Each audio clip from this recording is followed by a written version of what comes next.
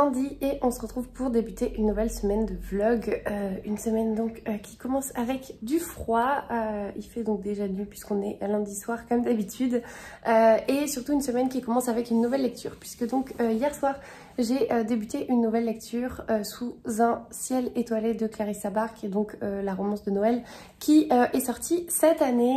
J'aurais dû normalement la lire en tant que lectrice Charleston, mais la fin d'année de lectrice a été très chargée pour moi et je n'ai donc pas eu le temps de le lire dans le délai imparti, donc c'est pas grave, c'est chose faite en ce moment. Et donc ici nous sommes de retour à Valno. Valno, c'est le petit village que Clarissa Bach met en scène dans ses romances de Noël, dans ses 3 précédents tomes, sauf que ici on va suivre des personnages qui n'ont rien à voir avec ceux que l'on a eu l'habitude de suivre sur les autres tomes, notamment sur La vie est belle et drôle à la fois et La vie a plus d'imagination que nous. Je crois que c'était ça les titres. Ici donc on est, comme je vous le disais, toujours à Valno, mais on va suivre Chloé. Et Chloé, elle vit à New York depuis plusieurs années où elle travaille dans le milieu de l'édition.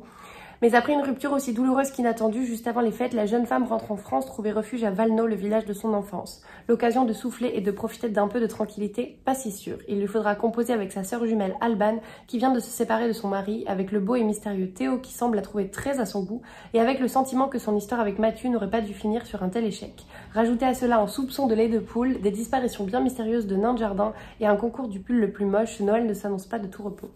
Et pour l'instant, donc j'ai lu 52 pages hier, mais je trouve que ça se lit très très bien. Je retrouve cette ambiance doudou de téléfilm de Noël, mais aussi propre à Clarissa Bach.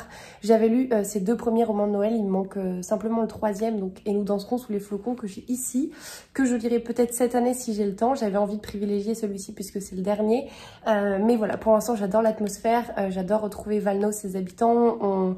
On côtoie des personnages que l'on connaît des précédents romans. Pour autant, je pense qu'il peut tout à fait se lire de manière indépendante. On n'est pas obligé d'avoir lu les précédents pour savoir qui est qui, puisque c'est relativement bien précisé. Et voilà, au-delà du fait que j'adore cette couverture, je suis trop contente.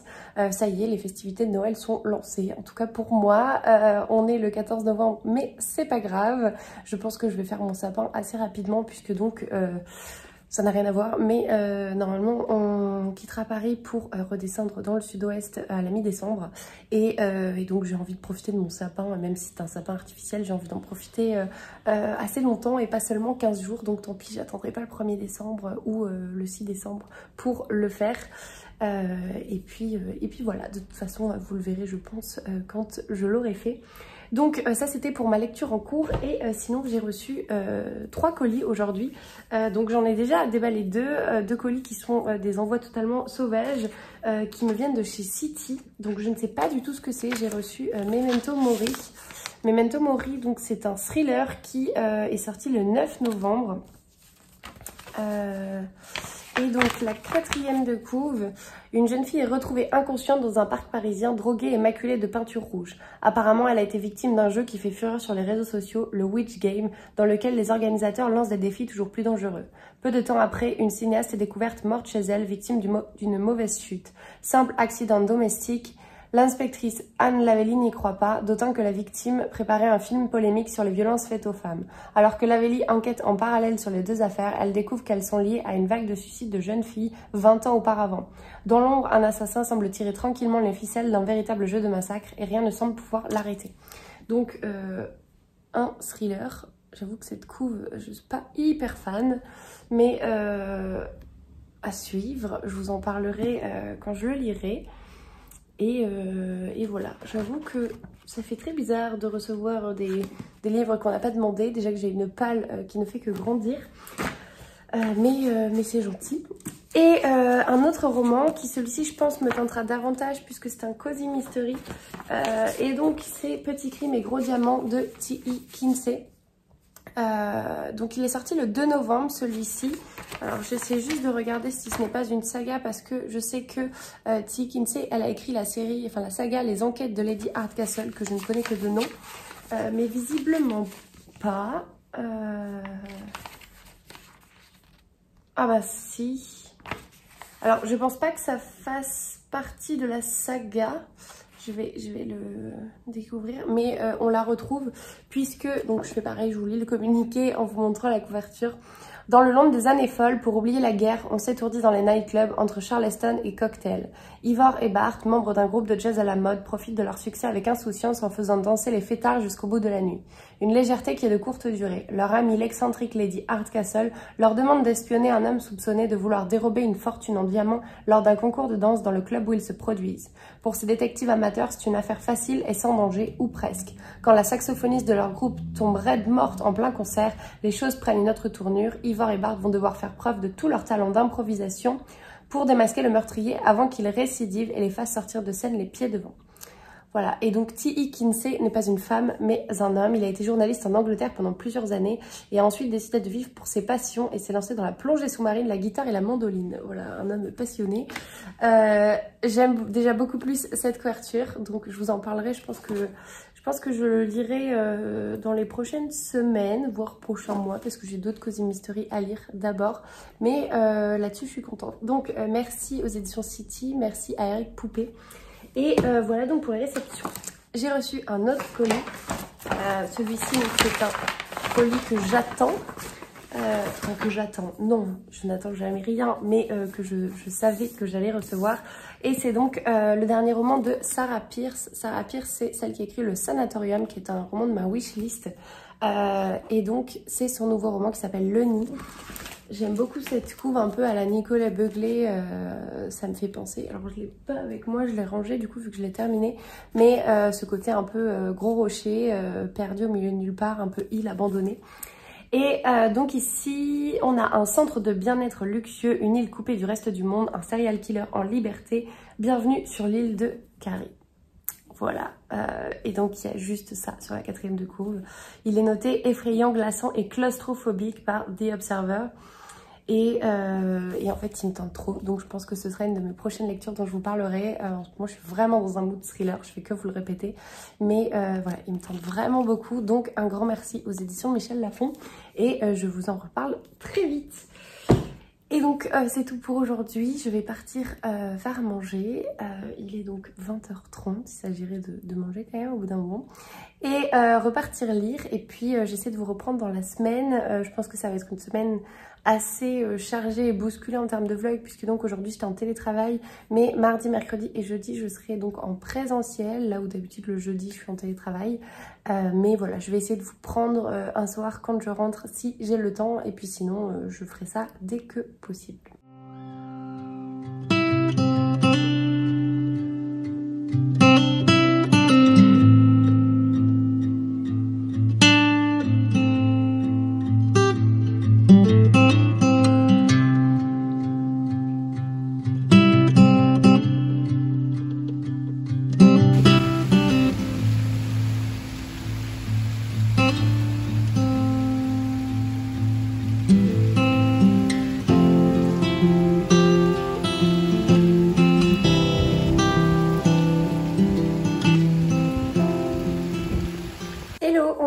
Vendredi soir, je n'ai pas du tout eu le temps de vous prendre cette semaine, mais bon, à la fois j'avais pas énormément d'espoir non plus.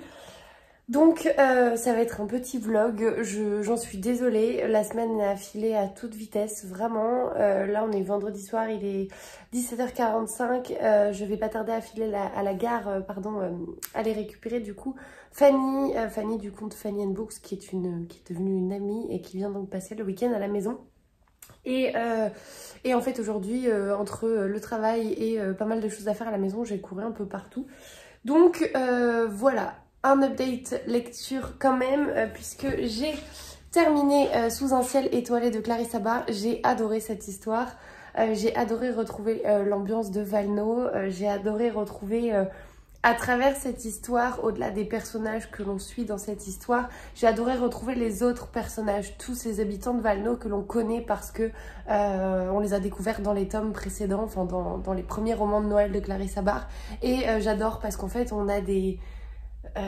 c'est pas mise en abîme le mot, mais il va être question, je sais pas, d'une situation passée, et donc on va faire allusion un petit peu à un des tomes précédents. Alors vous pouvez tout à fait lire celui-ci indépendamment, je pense, mais à la fois je vous conseille quand même de lire les romans dans l'ordre parce que si vous lisez celui-ci, bah moi par exemple je me suis fait spoiler quelque chose qui se passe dans le 3, j'avais lu le tome 1, le tome 2 et le seul qui me manquait que je n'avais pas lu et que j'ai pourtant dans ma palle c'est Et nous danserons sous les flocons et je pense...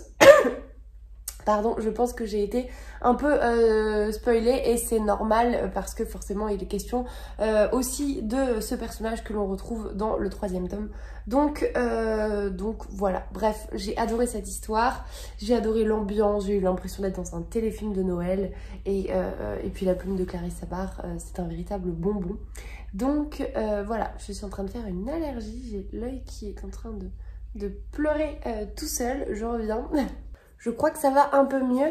Sinon, je voulais vous montrer les 2 réceptions, enfin les 2 livres que j'ai reçus cette semaine. Il s'agit donc encore de romans qui me viennent des éditions Point dans le cadre du prix du meilleur roman.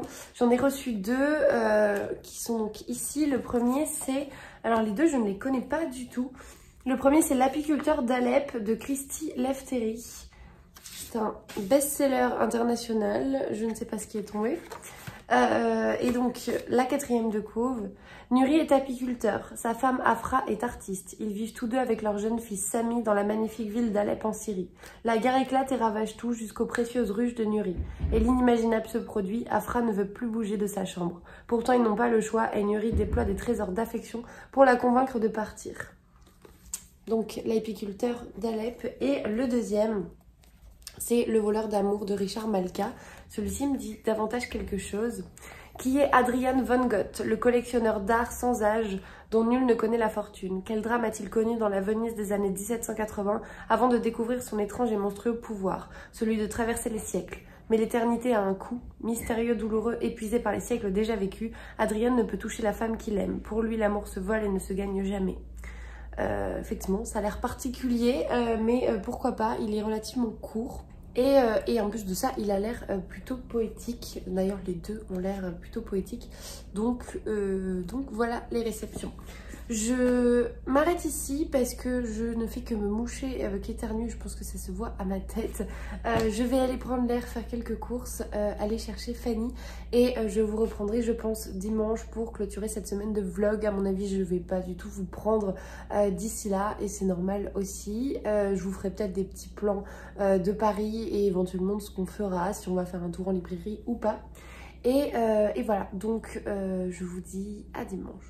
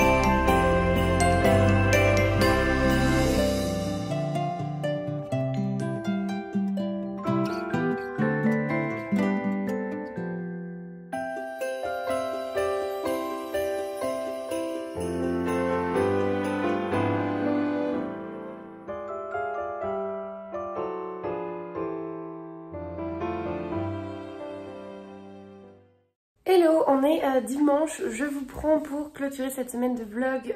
Avant ça, donc un super book haul puisque comme vous avez pu le voir hier, on a un petit peu écumé les librairies.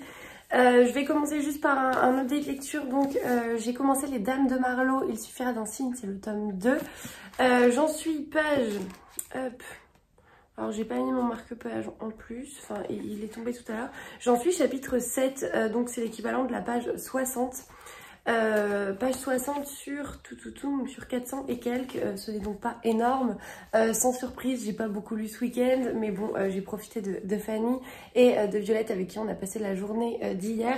Pour l'instant, je suis contente de retrouver l'atmosphère de Marlowe, de retrouver Judith, Suzy et Bex, même si j'avoue qu'en fait j'ai lu le tome 1 à sa quasi-sortie. Je crois que je l'ai lu en juin 2021, j'ai retrouvé la date la date de ma chronique sur Instagram. Et donc forcément on est 1 an et demi après, donc le temps de me remémorer certaines choses, de me remémorer aussi ce qui s'était passé dans le tome 1, même si ça n'a pas vraiment d'impact, ça permet de mieux situer les personnages. Et voilà, donc je vous en parlerai mieux dans le vlog suivant, puisque donc je n'ai pas assez avancé, mais pour l'instant c'est relativement chouette de retrouver un Cozy Mystery. Donc ça va être l'heure du book haul, puisque donc on est allé en librairie. Avant ça, Fanny m'a gentiment offert un roman qui était sur ma wishlist donc vendredi soir, qui n'est autre que Le Sanatorium de Sarah Pearse. Et donc en fait le Sanatorium c'est un autre roman donc de Sarah Pearse. Moi je vous ai parlé, je crois, dans ce vlog ou dans le précédent, je ne sais déjà plus, de son dernier roman que j'ai reçu donc en service presse de chez Michel Lafon. Je crois que c'est dans ce vlog, mais vraiment j'ai plus de mémoire du tout. J'ai plus de notion du temps, et donc c'est Le Nid, et celui-ci déjà me faisait très envie l'année dernière quand il était sorti en brochet. Donc je vous lis la 4e de couve. Traumatisée par une affaire particulièrement brutale, l'inspectrice Eileen Warner a décidé de faire une pause dans sa carrière. Lorsque son frère Isaac l'invite à célébrer ses fiançailles au Sommet, ancien sanatorium transformé en hôtel de luxe, elle accepte et le rejoint en haute montagne. Mais peu après son arrivée, Laure, la fiancée d'Isaac, disparaît. C'est alors qu'une violente tempête de neige s'abat sur le sommet, isolant ses pensionnaires. Le chaos et la panique prennent le dessus quand un meurtre épouvantable est commis au sein de l'hôtel. Eileen n'a d'autre choix que de percer les secrets du sanatorium si elle veut démasquer le tueur et sauver Laure. Et clairement, je pense que tout est réuni dans ce roman pour que je passe un bon moment. On est sur, je pense du coup, un huis clos. On est en haute montagne, on est sur une tempête de neige. Concrètement, il fait des températures glaciales en ce moment. Donc je pense qu'il est tout à fait de circonstance. Je le lirai, je pense, cet hiver et je vous en reparlerai, mais il me tente beaucoup. Et ensuite, on passe donc à mes différents achats. Donc, j'ai acheté plusieurs romans. Alors, celui-ci, c'est celui qui est en plus mauvais état, on va dire. Puisque donc là, le dos est un peu abîmé. Ici, il est un petit peu enfoncé. Mais il était à 1 €. Il était dans ma wishlist depuis assez longtemps. C'est donc Le Lilas ne refleurit qu'après un hiver rigoureux de Martha Hall Kelly. C'est un roman qui est précédemment sorti chez Charleston. Sauf que voilà, comme vous pouvez le voir ici, mes bibliothèques commencent à être full, donc à choisir, je préférais le trouver en poche et c'est chose faite. On est donc pendant la Seconde Guerre mondiale, en septembre 1939, les hordes nazies déferlent sur la Pologne. Commence alors pour 3 femmes que tout oppose, un terrible et rigoureux hiver. Il y a Caroline, l'ancienne actrice américaine qui vit dans l'opulence mais dont la guerre en Europe va bouleverser le quotidien. Kasia, cette jeune polonaise qui entre en résistance au péril de sa vie et de celle des siens. Et Hertha, que son ambition dévorante jettera parmi les monstres au point de s'y conformer. Toutes 3 l'ignorent encore, mais elles ont rendez-vous au plus noir de l'hiver au camp de Ravensbrück. Un premier roman remarquable sur le pouvoir méconnu des femmes a changé l'histoire, à travers la quête de l'amour, de la liberté et des secondes chances. Il me fait trop envie et donc là aussi je vous en reparlerai, c'est un beau bébé, je vais pas le lire tout de suite, mais je suis contente qu'il ait rejoint ma palle. Le deuxième et troisième, donc en fait pour tout le reste, il s'agit de thriller. Donc j'ai craqué pour Miettes de sang de Claire Favant, c'est donc un thriller sans surprise. Vous le savez, depuis que j'ai découvert Claire Favant avec De Nulle part, je suis relativement fan. Et donc là nous sommes aux États-Unis, j'ai tout fait tomber. Dans le Missouri, à Poplar Bluff, et aux yeux de ses habitants, Danny Myers est un raté, un faible indigne du souvenir qu'a laissé son père, ancien et bien-aimé capitaine de la police locale. Poussé par sa mère à rejoindre à son tour les forces de l'ordre, il y exécute sans broncher les tâches subalternes encaisse les vexations et fuit tout conflit, jusqu'à ce qu'une étrange vague de meurtres suivie de suicides endeuille la communauté. Cette affaire que tous souhaitent étouffer sera son affaire. Pour la première fois de sa vie, Dany brisera le silence à ses risques et périls. Voilà. J'ai craqué également pour... En fait non, j'ai dit une bêtise, il n'y a pas que des thrillers. J'ai craqué pour La chute de la maison White de Katrina Otte. Donc Grand Prix des enquêteurs. Nous sommes donc aux États-Unis, à Cape Cod. Ces belles villas au bardage de bois, ces millionnaires discrets qui par-dessus tout ont peur du scandale. Mais justement, le scandale fait vendre. Bien qu'elle s'en défende, c'est ce qu'Edith White a en tête lorsqu'elle publie un livre accusant son célèbre père, grand collectionneur d'art, de crimes abominables. Père et fille n'ont pas le temps de s'expliquer. William White est retrouvé assassiné et le frère d'Edith, Skip, est accusé du meurtre. Tandis que la famille se déchire, les rumeurs les plus folles bruissent dans la bonne société. Il me tente beaucoup, j'en avais vu passer de bons avis, donc voilà, je l'ai trouvé pareil d'occasion, donc celui-ci chez Gibert, je crois, j'ai dû le payer 3,80 €, j'ai enlevé toutes les étiquettes, vous connaissez ma manie pour ça, mais je crois que je ne l'ai pas payé très cher. Ensuite, on passe donc à Sans faille de Valentin Musso. Qui est donc là aussi un thriller, il m'a été recommandé par Fanny mais également par beaucoup d'entre vous. Connaît-on vraiment ses amis? Romuald, Théo, Dorothée, David et Juliette se retrouvent pour une randonnée dans les Pyrénées. C'est Romuald, à qui tout réussit, qui les a invités dans son luxueux chalet. Mais la montagne lui est-elle aussi familière qu'il le prétend? L'expédition tourne au cauchemar, le groupe s'égare, les secrets et les rivalités surgissent jusqu'au drame. Voilà, j'aime beaucoup cette cause. Donc là aussi je vous en parlerai. Enfin un achat, alors celui-ci je ne vais pas vous en parler parce que je l'ai lu et j'avais beaucoup aimé, mais pareil, dans un objectif de faire un peu de place dans ma bibliothèque, je suis tombée sur celui-ci que pareil je crois que j'ai payé 2 ou 3 €, donc je l'ai déjà lu, je l'ai en brochet à la maison, mais je pense que je vais me séparer du brochet pour ne garder que le poche qui prend moins de place, parce que tout simplement mes étagères de brochet commencent vraiment à être pleines, je ne peux pas pousser les murs. Du tout, je ne peux pas rajouter de bibliothèque, donc voilà, c'était l'occasion. Je sais que pour le coup ce sera une opération négative, dans le sens où à mon avis je vais le mettre en vente à 4 ou 5 € le brochet sur Vinted, potentiellement 4 €, celui-ci m'a coûté 2 ou 3 et voilà. Donc Arnaud Delalande, Memories, c'est un thriller que j'avais adoré, qui se passe en plein hiver dans une atmosphère de tempête de neige là aussi, et avec des patients donc dans un hôpital psychiatrique, des patients qui sont atteints de troubles de la mémoire, et donc un meurtre va avoir lieu. Ils sont tous témoins mais ne se souviennent pas de ce qu'il s'est passé. Si jamais ça vous intéresse, que vous avez envie de connaître mon avis sur ce roman, je vous invite à aller voir la vidéo sur les romans pour frissonner cet hiver, il en fait partie, et ça vous permettra d'en savoir un peu plus. Enfin, le dernier achat, celui-ci n'était pas du tout prévu, il était à 1 €, c'est Violette qui me l'a mis dans les mains au moment où on allait passer à la caisse chez Book Off, et il s'agit de... Oui, c'est ça, il était à 1 €. Il s'agit du joueur d'échecs de Stefan Zweig qui me manquait. De Stefan Zweig, donc je n'en avais que 2 jusqu'ici. J'ai 24 heures dans la vie d'une femme que j'avais lu et adoré.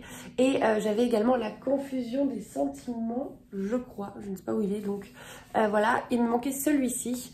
J'ai même pas fait attention si c'était la bonne édition, en tout cas l'édition que j'avais. Mais je suis plutôt contente, et celui-ci c'était vraiment celui qui me tentait le plus. À chaque fois je ne le trouvais pas en librairie. Donc trop contente de l'avoir trouvé, qui plus est en bon état et à 1 €. Donc bon, il vaut 3,09 €, on n'est pas sur une grosse économie, mais je suis contente quand même. Je vous lis la 4e de couve aussi. Qui est cet inconnu capable d'en remontrer au grand Sentovic, champion mondial des échecs, véritable prodige aussi fruste qu'antipathique? Peut-on le croire quand il affirme qu'il n'a pas joué depuis plus de 20 ans? Les circonstances dans lesquelles l'homme a acquis cette science sont terribles. Elles nous renvoient aux expérimentations nazies sur les effets de l'isolement absolu, lorsque, aux frontières de la folie, entre 2 interrogatoires, le cerveau humain parvient à déployer ses facultés les plus étranges. Une fable inquiétante, fantastique, qui, comme le dit un personnage avec une ironie douloureuse, pourrait servir d'illustration à la charmante époque où nous vivons. Voilà, il me tente beaucoup trop, je pense que je le lirai peut-être le week-end prochain. Il est relativement court, il fait 118 pages, mais je crois que finalement, ouais, 110 pages, je crois qu'il est vraiment très court. Je me demande, il y a une grosse préface, Ouais, en fait, il fait de 30 pages à 110, donc il fait moins de 100 pages. Voilà, je vous en reparlerai là aussi. Mais je suis hyper contente de mes achats. J'ai pas calculé combien ça m'avait coûté en tout, mais vraiment pas très cher. Je pense que j'en ai pour moins de 20 € pour 6 romans. Donc plutôt contente. Voilà, n'hésitez pas comme toujours à me dire si vous avez lu certains des romans que j'ai présentés, si certains sont dans votre wishlist, dans votre balle. Moi de mon côté, j'espère que vous avez passé un agréable moment en ma compagnie. Je vous souhaite de belles lectures, de belles découvertes et comme toujours, je vous dis à la prochaine.